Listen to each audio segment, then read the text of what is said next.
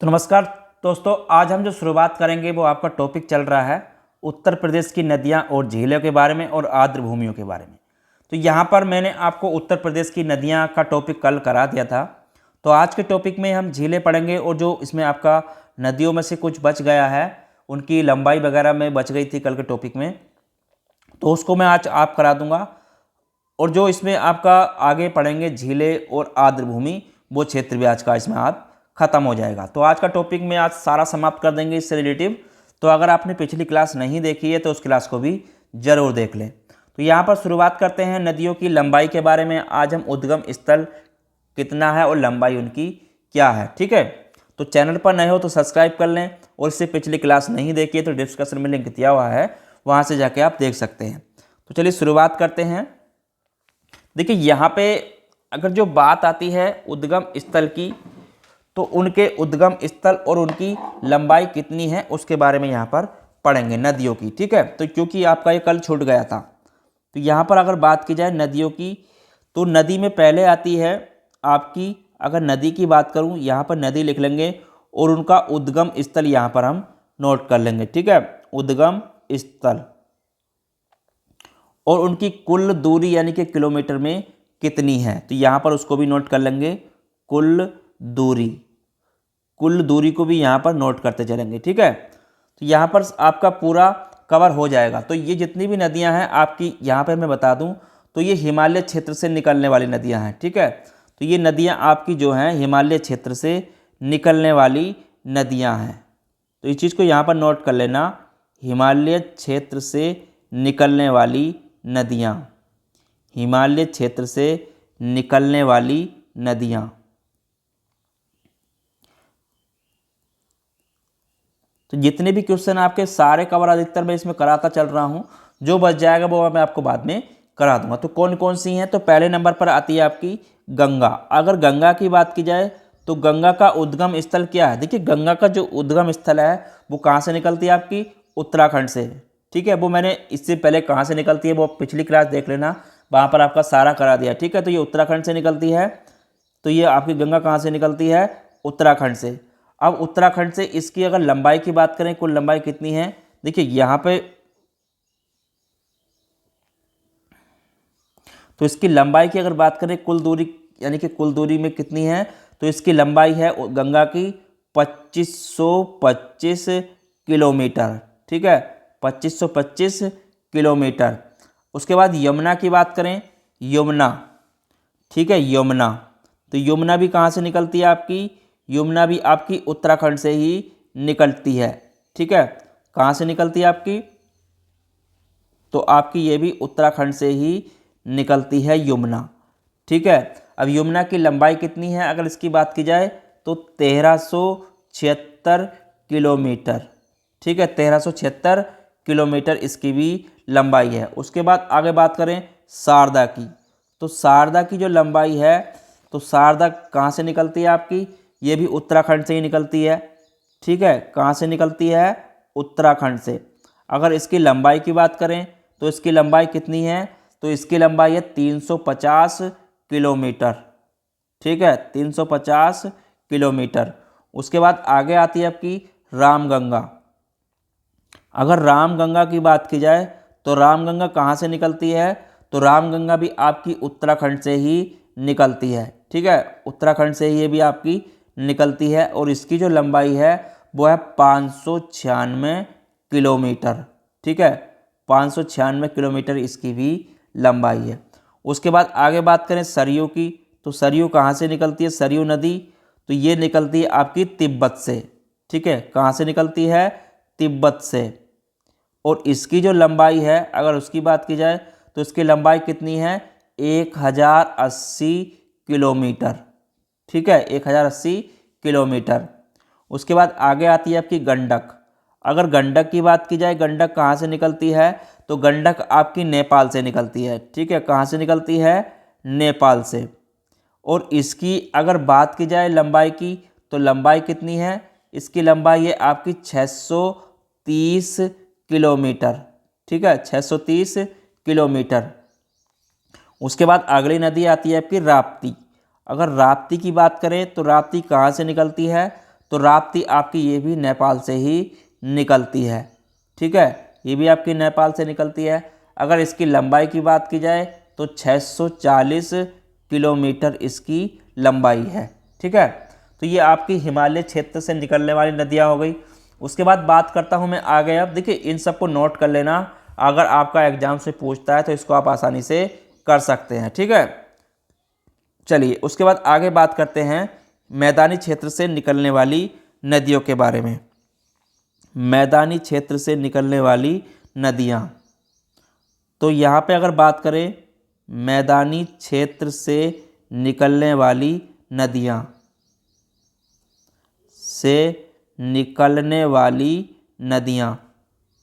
कौन कौन सी हैं। ठीक है, तो उसके बारे में चर्चा कर लेते हैं। देखिए, जितनी भी नदियाँ का टॉपिक है वो सारा आज खत्म हो जाएगा आपका। तो इसमें आती है पहली आपकी गोमती। तो यहाँ पर अगर बात करूँ गोमती की, तो गोमती कहाँ से निकलती है। ठीक है, गोमती, तो गोमती जो निकलती है वो आपकी पीलीभीत उत्तर प्रदेश से निकलती है। ठीक है, कहाँ से, पीलीभीत। तो उत्तर प्रदेश में कहाँ से निकलती है आपकी, पीलीभीत। ठीक है, तो पीलीभीत उत्तर प्रदेश से निकलती है ये आपकी। अगर इसकी लंबाई की बात करूं तो इसकी लंबाई 900 किलोमीटर है। ठीक है, 900 किलोमीटर है। उसके बाद आती है आपकी वरुणा। अगर वरुणा की बात की जाए तो वरुणा कहाँ से निकलती है आपकी, ये निकलती है फूलपुर से। ठीक है, फूलपुर कहाँ है आपका, उत्तर प्रदेश में ही है। ठीक है, ये भी आपका फूलपुर उत्तर प्रदेश में है। अगर इसकी लंबाई की बात करें तो इसकी लंबाई है 100 किलोमीटर। ठीक है, कितनी है, 100 किलोमीटर। उसके बाद आगे आती है आपकी सई। सई की अगर बात करूं तो सई कहाँ से निकलती है, तो ये निकलती है आपकी हरदोई से। ठीक है, कहाँ से निकलती है, हरदोई से। अगर ये हरदोई का आपका उत्तर प्रदेश में ही। ठीक है, और इसकी जो लंबाई है वह 563 किलोमीटर। ठीक है, 563 किलोमीटर। तो ये आपकी मैदानी क्षेत्र से निकलने वाली नदियां हैं, गोमती, वरुणा, सई। तो इस चीज़ को भी यहाँ पर नोट कर लेना। ठीक है, उसके बाद आगे बात करते हैं पर्वतीय क्षेत्रों से निकलने वाली नदियाँ। उसके बाद यहाँ पर बात करते हैं पर्वतीय क्षेत्रों से निकलने वाली नदियाँ। पर्वतीय क्षेत्रों से निकलने वाली नदियाँ, तो इन्हें नोट करते चलना। ठीक है, से निकलने वाली नदियाँ, तो जितनी भी आपका टॉपिक है वो सारा इसमें कवर करा रहा हूँ। और मैंने पिछली क्लास में भी आपको बहुत कुछ करा दिया है, वो अगर नहीं देखे तो डिस्क्रिप्शन में लिंक दिया हुआ है, उस क्लास को भी ज़रूर देख लें। ठीक है, तो यहाँ पे बात करूँ पहले चंबल की। तो चंबल कहाँ से निकलती है आपकी, देखिए चंबल की अगर बात की जाए तो चंबल कहाँ से निकलती है आपकी, मध्य प्रदेश से। ठीक है, कहाँ से निकलती है, मध्य प्रदेश से। तो मध्य प्रदेश से निकलती है। अगर इसकी लंबाई की बात की जाए तो इसकी लंबाई है 1051 किलोमीटर। ठीक है, उसके बाद आती है आपकी बेतवा। तो बेतवा नदी जो है, अगर इसकी बात करूं उद्गम की, तो कहाँ से होता है, ये भी आपका मध्य प्रदेश से ही निकलती है। ठीक है, मध्य प्रदेश से निकलती है और इसकी जो लंबाई है 590 किलोमीटर है। ठीक है, कितनी है, 590 किलोमीटर। उसके बाद आती है आपकी केन। तो केन कहाँ से निकलती है, अगर केन की बात की जाए तो केन निकलती है आपकी मध्य प्रदेश से। ठीक है, कहाँ से निकलती है, मध्य प्रदेश से। अगर इसकी लंबाई की बात की जाए तो 427 किलोमीटर इसकी लंबाई है। ठीक है, उसके बाद आती है सोन। अगर सोन की बात करें तो सोन कहाँ से निकलती है, देखिए अगर सोन की बात की जाए तो सोन कहाँ से निकलती है आपकी, सोन भी आपकी मध्य प्रदेश से ही निकलती है। ठीक है, कहाँ से निकलती है आपकी, मध्य प्रदेश से। अगर इसकी लंबाई की बात करें तो इसकी 784 किलोमीटर इसकी लंबाई है। ठीक है, कितनी है, 784 किलोमीटर इसकी लंबाई है। ठीक है, उसके बाद अगली आती है आपकी सिंध। अगर सिंध की बात करें तो सिंध कहाँ से निकलती है, ये भी आपकी मध्य प्रदेश से ही निकलती है। ठीक है, कहाँ से निकलती है, मध्य प्रदेश से। अगर इसकी लंबाई की बात करें तो सिंध की है 416 किलोमीटर। ठीक है, 416 किलोमीटर इसकी लंबाई है। उसके बाद अगर बात करें टॉन्स की, टॉन्स, ठीक है, तो टॉन्स की कहाँ से निकलती है, तो टॉन्स भी आपकी मध्य प्रदेश से ही निकलती है। ठीक है, कहाँ से निकलती है? मध्य प्रदेश से। अगर इसकी लंबाई की बात करें तो इसकी लंबाई कितनी है? 265 किलोमीटर। ठीक है, 265 किलोमीटर इसकी लंबाई है। उसके बाद अगर बात करें कन्हार की, तो कन्हार कहाँ से निकलती है? कन्हार, तो कन्हार आपकी निकलती है छत्तीसगढ़ से। ठीक है, कहाँ से निकलती है? छत्तीसगढ़ से। और इसकी जो लंबाई है वो लगभग 100 किलोमीटर है। ठीक है, कितनी है? 100 किलोमीटर। उसके बाद आपकी आती है रिहंद। तो रिहंद कहाँ से निकलती है? तो रिहंद भी आपकी छत्तीसगढ़ से ही निकलती है। ठीक है, ये भी कहाँ से निकलती है? आपकी छत्तीसगढ़ से। और इसकी जो लंबाई है अगर उसकी बात की जाए तो 250 किलोमीटर इसकी लंबाई है। ठीक है, कितनी है? 250 किलोमीटर। तो ये झील देखिए, तो आपकी ये नदियाँ का टॉपिक ख़त्म हो गया, मैंने सारा करा दिया इसमें आपको। पिछली अगर क्लास नहीं देखी है तो उनको ज़रूर देख लेना, तभी आपको ये समझ में आगे आ जाएगा। ठीक है, तो ये नदियों का टॉपिक मैंने आपका सारा ख़त्म करा दिया है। आगे कराने वाला हूँ इसमें आपका झील का टॉपिक। तो झील का टॉपिक भी इसमें आपका मैं आज कवर करा दूंगा पूरा, और आर्द्र भूमि जो है वो भी इसमें आपका आज कवर हो जाएगा। तो चलिए शुरुआत करते हैं अब आगे, जो हमारा मेन टॉपिक था आज का, झील का। तो यहाँ पर जितनी नदियाँ हैं मैंने सारी करा दी आपकी, पर्वतीय, मैदानी और हिमालय की। ठीक है, तो इनको नोट कर लेना। वीडियो को यूज़ करके देख सकते हैं, क्योंकि टाइम की वजह से मैं नहीं चाहता कि आपका टाइम ज़्यादा लगे। तो यहाँ पर बात करते हैं उत्तर प्रदेश की प्रमुख झीलें कौन कौन सी हैं। ठीक है, तो यहाँ पर टॉपिक डाल लेना आप अपना, उत्तर प्रदेश की प्रमुख झीलें। ठीक है, तो टॉपिक डाल लेना, मैं आगे लिखवाने वाला हूँ उत्तर प्रदेश की प्रमुख झीलें कौन कौन सी हैं उसके बारे में। ठीक है, प्रमुख झीलें, तो प्रमुख झीलों में कौन कौन सी आती हैं? देखिए यहाँ पे आपको उसको नोट करते चलना। तो पहली है आपकी, देखिए जितनी भी कराऊंगा सारी मोस्ट हैं इसकी, इसलिए आप इसको नोट करते चले। तो पहले नंबर पर आती है आपकी सुरहा ताल। तो सुरहा ताल की अगर बात करूं, सुरहा ताल, तो सुरहा ताल कहाँ पर है आपकी? ये है आपकी बलिया में। ठीक है, कहाँ पर है आपकी? बलिया में। ठीक है, सुरहा ताल झील आपकी बलिया में है। उसके बाद आती है आपकी मोती झील। अगर मोती झील की बात की जाए तो मोती झील कहाँ पर है आपकी? मोती झील, तो मोती झील है आपकी, ये है आपकी कानपुर शहर में। ठीक है, कहाँ पर है? कानपुर शहर में। ठीक है, तो ये कानपुर में है, कानपुर शहर में। ठीक है, उसके बाद अगली आती है, वो है आपकी करेला झील। ठीक है, करेला झील। करेला झील की अगर बात करूं, करेला झील, तो ये कहाँ पर है? करेला झील ये आपकी लखनऊ में है। ठीक है, कहाँ पर है? लखनऊ में। उसके बाद आगे आती है, वो है आपकी सेखा झील। ठीक है, सेखा झील, तो सेखा झील कहाँ पर है आपकी? अगर सेखा झील की बात की जाए तो सेखा झील आपकी अलीगढ़ में है। ठीक है, कहाँ पर है आपकी? अलीगढ़ में। उसके बाद आगे आती है आपकी समसपुर झील। ठीक है, समसपुर झील, तो समसपुर झील कहाँ पर है? अगर इसकी बात की जाए, देखिए जितने भी हैं सबको नोट करते चलना। ठीक है, तो समसपुर झील आपकी रायबरेली में है।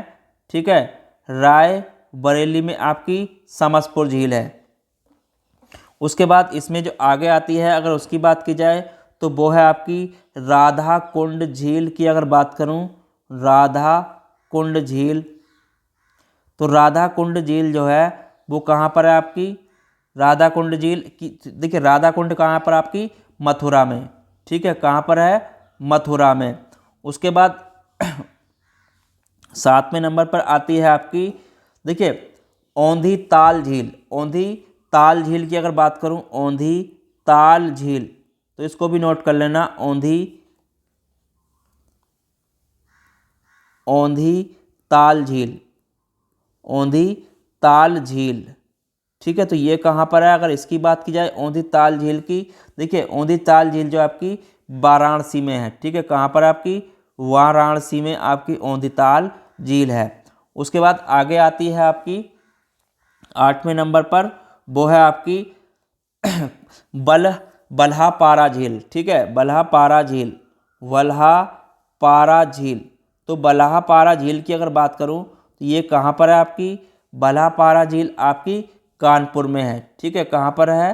कानपुर में।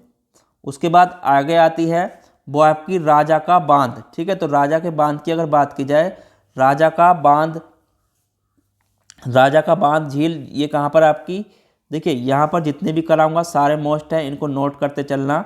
ठीक है, तो राजा का बांध झील की अगर बात करें, राजा का बांध झील, तो ये कहाँ पर है राजा का बांध झील, तो इसकी अगर बात की जाए तो ये आपकी सुल्तानपुर में है। ठीक है, कहाँ पर है आपकी, सुल्तानपुर में है। ठीक है, कहाँ पर है, सुल्तानपुर में।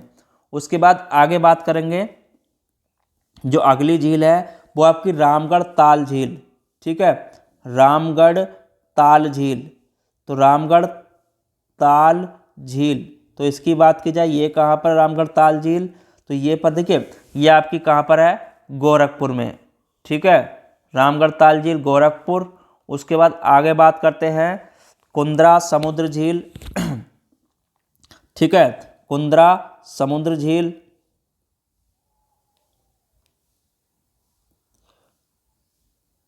कुंद्रा समुद्र झील, समुद्र झील।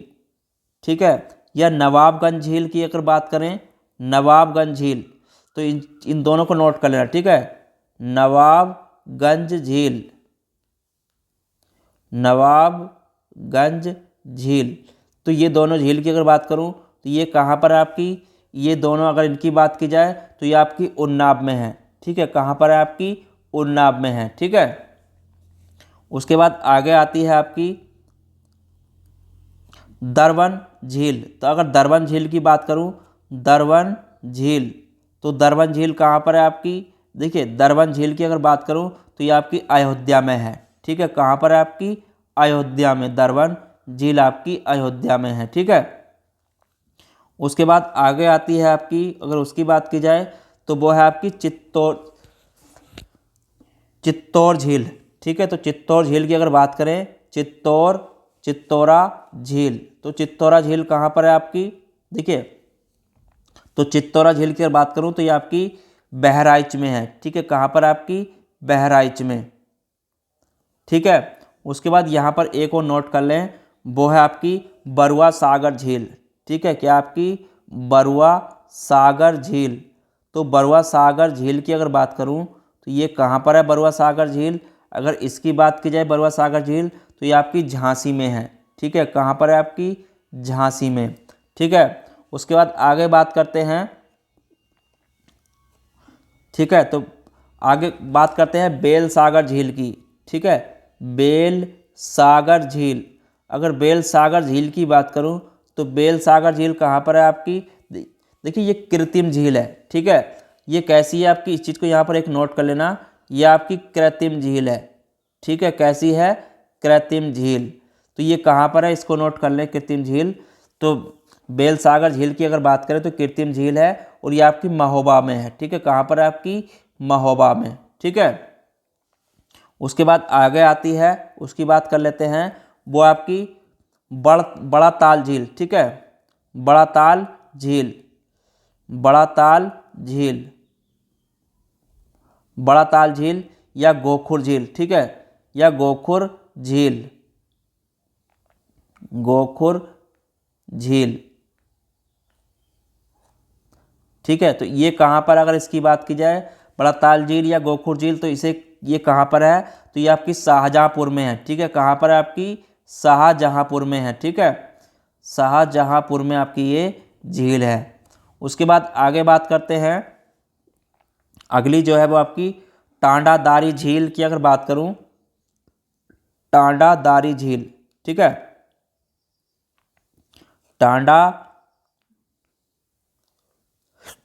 टांडादारी झील, तो यहाँ पर अगर बात करें टांडाधारी, या इसे दर्रागत झील भी बोलते हैं। ठीक है, इसे दरारगत झील भी बोलते हैं। ठीक है, तो दरारगत झील भी इसे बोलते हैं, दरारगत झील भी इसे बोलते हैं। तो ये कहाँ पर अगर इसकी बात की जाए, टांडादारी या दरारगत झील जो है आपकी, ये आपकी मिर्ज़ापुर में है। ठीक है, कहाँ पर है आपकी, मिर्ज़ापुर में। तो ये यहाँ पर कहाँ पर है, मिर्ज़ापुर में। उसके बाद आगे आती है वो है आपकी गौर झील। ठीक है, गौर झील की अगर बात करूँ, घोर झील कहाँ पर है आपकी? तो घोर झील जो है वो आपकी रामपुर में है। ठीक है, कहाँ पर है? रामपुर में। ठीक है, उसके बाद आगे आती है वो है सूर सरोवर झील। ठीक है, सूर सरोवर झील। तो सूर सरोवर झील की अगर बात की जाए, देखिए सूर सरोवर झील इसे कीमठ झील भी कहते हैं। ठीक है, कीमठ झील। तो ये कहाँ पर है अगर इसकी बात की जाए, सूर सरोवर झील, तो ये आपकी आगरा में है। ठीक है, कहाँ पर है? आगरा में। ठीक है, उसके बाद आगे आती है वो है आपकी मदन सागर झील। ठीक है, मदन सागर झील। तो मदन सागर झील की अगर बात करें तो ये कहाँ पर है? तो ये है आपकी महोबा में। ठीक है, ये कहाँ पर है? आपकी महोबा में है। ठीक है, ये भी आपकी महोबा में ही है। उसके बाद आगे आती है आपकी लीलोर झील। ठीक है, लीलोर झील। तो लीलोर झील की अगर बात करूँ तो ये कहाँ पर है? देखिए लीलोर झील आपकी जो है वो बरेली में है। ठीक है, कहाँ पर है? आपकी बरेली में है। ठीक है, ये भी आपकी बरेली में है। उसके बाद देवरिया ताल झील की बात करूं, देवरिया ताल झील, तो यहाँ पर अगर बात की जाए देवरिया ताल झील। ठीक है, देवरिया ताल, यहाँ पर या लाख बहोसी झील लिख लेना। ठीक है, लाख बहोसी झील। ठीक है, लाख बहोसी झील। तो लाख बहोसी झील अगर इसकी बात करें तो ये कहाँ पर है? तो ये आपकी कन्नौज में है। ठीक है, कहाँ पर है? आपकी कन्नौज में है। ठीक है, तो ये आपकी कन्नौज में है, इसको यहाँ पर नोट कर लेना। ठीक है, उसके बाद आगे बात करते हैं, जो आगे है वो है आपकी, देखिए बखीरा झील की अगर बात करूँ, बखीरा झील, तो बखीरा झील कहाँ पर है?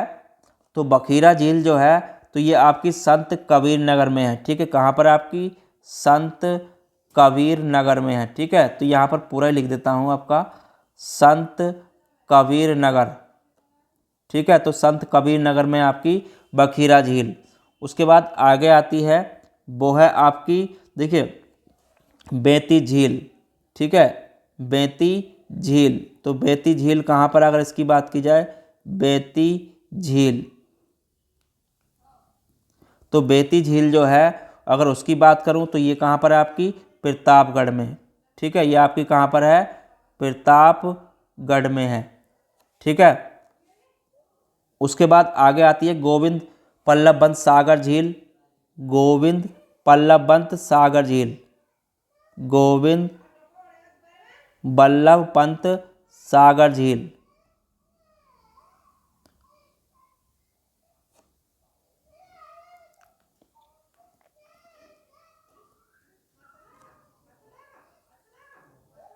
तो गोविंद पल्लवबंत सागर झील जो है आपकी, देखिए ये आपकी कैसी झील है? ये आपकी कृत्रिम झील है। ठीक है, इस चीज़ को यहाँ पर नोट कर लेना, ये आपकी कृत्रिम झील है। और ये कहाँ पर है? तो ये बताऊँ आपको, ये सोनभद्र में है। ठीक है, ये कहाँ पर है? आपकी सोनभद्र में है। ठीक है, तो सोनभद्र में आपकी ये झील है, कृत्रिम झील है।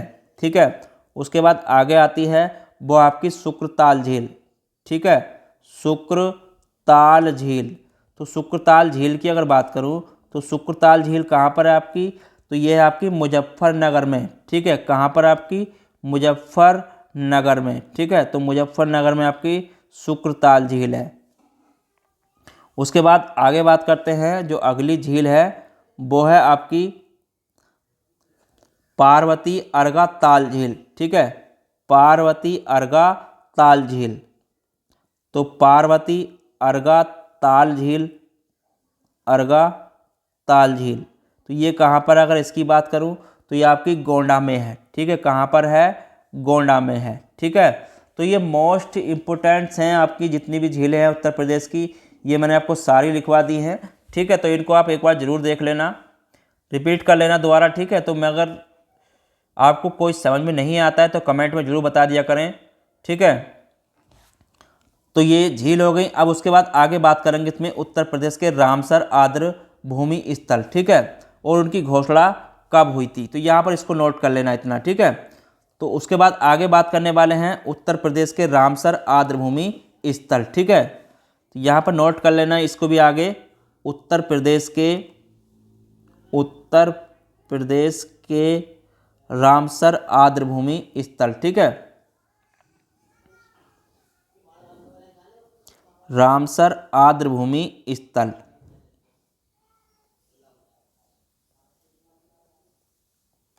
तो इनको भी नोट कर लेना कि स्थापना इस घोषणा कब करी गई थी, वो भी इसमें आपको मैं आगे करा दूंगा। ठीक है, तो चलिए लिखते चले, सबको नोट करते चले। तो पहले आता है आपका, पहले नंबर पर बात करते हैं, वो है आपका नवाबगंज पक्षी विहार। ठीक है, नवाबगंज पक्षी विहार की अगर बात करूं, नवाबगंज पक्षी विहार, तो नवाबगंज पक्षी विहार की अगर बात की जाए तो ये कहाँ पर है आपका, तो देखिए ये आपका कहाँ पर है, अगर इसकी बात की जाए तो ये आपका ये उन्नाव में है। ठीक है, कहाँ पर है आपका, उन्नाव में। ठीक है, उन्नाव में है। अगर इसकी घोषणा तिथि की बात करूं तो यहाँ पर इनकी घोषणा तिथि लिखते चलना। ठीक है, घोषणा तिथि इनकी कब हुई थी, तो सबके इधर मैं घोषणा तिथि भी लिखता चलूँगा। तो इसकी जो घोषणा हुई थी आपकी 19/9/2019 को। ठीक है, 19/9/2019 को। उसके बाद इसमें आता है आपका पार्वती अर्गा पक्षी विहार। ठीक है, पार्वती अर्गा पक्षी विहार, पार्वती अर्गा पक्षी विहार, पक्षी विहार। तो ये कहाँ पर है, अगर इसकी बात की जाए तो ये आपका गोंडा में है। ठीक है, कहाँ पर है, गोंडा में। इसकी जो घोषणा करी गई थी अगर उसकी बात की जाए तो आपकी 2/12/2019 को इसकी घोषणा करी गई थी। ठीक है, उसके बाद आगे आता है आपका समान पक्षी विहार। ठीक है, तो समान पक्षी विहार, समान पक्षी विहार। तो यहाँ पर समान पक्षी विहार की अगर बात करें तो ये कहाँ पर है आपका, तो अगर इसकी बात की जाए तो समान पक्षी विहार आपका कहाँ पर है, मैनपुरी में। ठीक है, कहाँ पर है आपका, मैनपुरी में। इसकी जो घोषणा हुई थी अगर उसकी बात की जाए तो 2/12/2019 को इसकी घोषणा हुई थी। ठीक है, 2/12/2019 को। उसके बाद अगला आता है आपका समसपुर पक्षी विहार, समसपुर पक्षी विहार, समसपुर पक्षी विहार। तो ये कहाँ पर है, अगर इसकी बात की जाए समसपुर पक्षी विहार की, तो ये आपका रायबरेली में है। ठीक है, कहाँ पर है आपका, रायबरेली में है। ठीक है, तो ये आपका रायबरेली में है। अगर इसकी घोषणा की बात करूँ तो इसकी घोषणा 3/10/2019 को इसकी घोषणा हुई थी। ठीक है, उसके बाद आगे आता है आपका सांडी पक्षी विहार। ठीक है, सांडी पक्षी विहार। तो सांडी पक्षी विहार की अगर बात करूं तो ये कहाँ पर है, सांडी पक्षी विहार। तो सांडी पक्षी विहार जो है आपका हरदोई में है। ठीक है, कहाँ पर है, हरदोई में।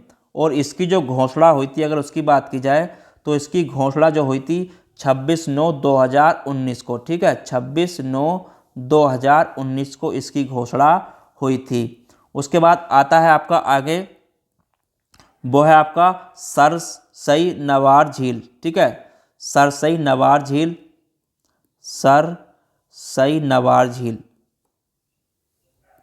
सरसई नवार झील।